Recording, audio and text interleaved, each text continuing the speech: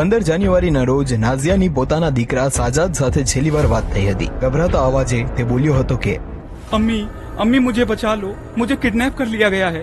18 घंटे तक काम करवाते हैं, मना करने पर करंट लगाते हैं, डंडों से पीटते हैं। प्लीज अम्मी मुझे बचा लो। સજ્જાદ એ લોકોમાં સામેલ છે જે હાઈ પ્રોફાઇલ જોબ રેકેટનો શિકાર બન્યા છે। આ રેકેટ થાઈલેન્ડ અને મ્યાનમારની બોર્ડર પર આવેલા મ્યાવટ્ટીથી ચાલે છે, જ્યાં મસ્ત મોટી બિલ્ડિંગ્સમાં બંધક બનેલા લોકો પાસેથી ઇલીગલ બેટિંગ એપ્સ, મહિલાઓના ફેક આઈડી બનાવીને ડેટિંગ એપ્સના માધ્યમથી ઓનલાઈન ફ્રોડ કરાવવામાં આવે છે। ટાર્ગેટ પૂરો ન થાય તો જુલમ કરવામાં આવે છે અને ટોર્ચર કરવામાં આવે છે। हैदराबाद के उस्मान नगर के रहने वाले मीर सज्जाद अली को इस बात का जरा सा भी अंदाजा नहीं था कि वो जिस लग्जरी जॉब के लिए म्यांमार जाने वाले थे वो एक इंटरनेशनल फेक जॉब सिंडिकेट का हिस्सा था।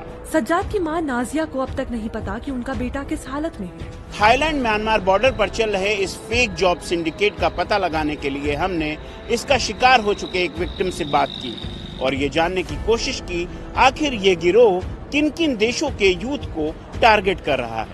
સજ્જાદને આ નોકરી વિશે સોશિયલ મીડિયાથી જાણ થઈ હતી। એપ્લાય કર્યા પછી કંપનીએ વિડીયો કોલ પર વિલા, સ્વિમિંગ પુલ અને લક્ઝરી લાઈફ દેખાડી, સાથે જ 1 લાખ રૂપિયા મહિને પગાર આપવાની ઓફર કરી હતી। શરત બસ એટલી જ હતી કે તેને વહેલામાં વહેલી તકે નોકરી જોઈન કરવી પડશે। ગત વર્ષે નવેમ્બરમાં મ્યાવટ્ટી ટાઉનમાં અલગ અલગ કોલ સેન્ટર્સમાંથી 370 લોકોનું રેસ્ક્યુ કરવામાં આવ્યું હતું, જેમાંથી 55 લોકો આંધ્રપ્રદેશના રહેવાસી હતા। ભારત પાછા આવેલા એક